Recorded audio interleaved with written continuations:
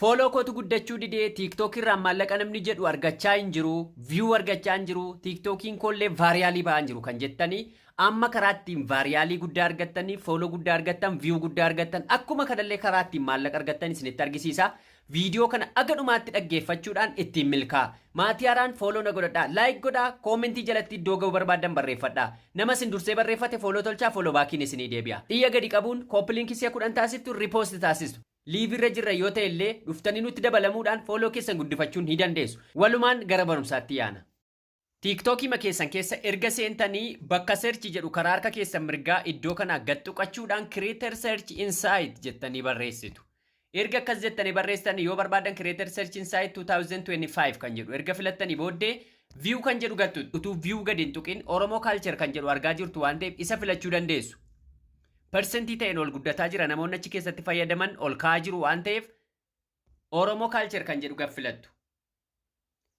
Akka kanatti gara waraabbiitti isin fida. Sekendii 15 irra jira yeroo jalqaba mallattoo iddoo gadxoxxanii viidiyoo waraabuuf jettan sekendii 15 irra jira. Namoonni baay'een kanumaa waraabbii jalqabdu utuu isin jecha keessan hin xumuratin viidiyoon keessan qaxaree gargar cita. Kanaafuu maal goona sekendii 60 irraa gara daqiiqaa 10tti as guddifanna. Erga guddifannee booda waraabbii eegalla.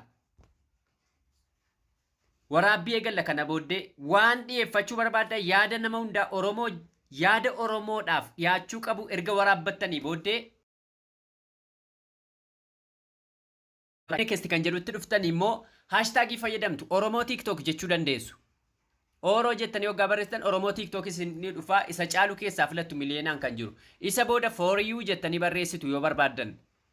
Kun immoo for you page keessatti kan hirmaatu yookaan immoo kaampaanii isaanii keessatti seera isaanii keessatti kan hammatamu yoo ta'e viidiyoo keessan appiruuf isinii godhu dhaabbanni kun. Kanaaf for you page kan jedhutti filattu. Amma immoo creator search insight sila filanneerra ammas creator search insight jenna kan view guddaa qabutti filanna jechuudha. Ana bira creator search insight abbaa miliyoona 100f miliyoona 53,400 jira isanitti filadha. Isa booddee Itoophiyaan jedha. Itoophiyaa jedheen abbaa miliyoona 20 fi 100,000 kanatti filadha. Kana booda cover photo kan jedhu, edit photo kan jedhu kanan yeroo tokko gadduqa. Waanan sila waraabbadhe kana akkasumatti ta'a akka inni itti taa'u kanarraa iddoo bareedaa ta'ettan fidadha akkasitti harka kootiin harkisee. Akka kanatti harkisee fidadha. Iddoo kana kaa'uun barbaada yoo ta'e yookaan immoo iddoo kanatu natti tola yoo ta'e iddoo kanan filadha. Iddoonni sirriitti na ibsuu danda'u asittan filadha. Yoo barbaadan waa'ee TikTokii keessan isa waraabaa jirtanii kana itti barreessuu dandeessu jala kanaa.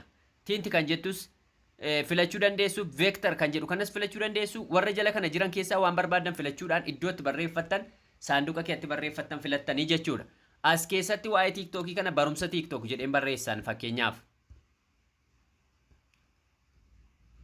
Barumsa TikTok. Barumsa TikTok jedhee ergan barreessee booda iddoo duwwaa jiruttan ol fidadhaa seefin godha.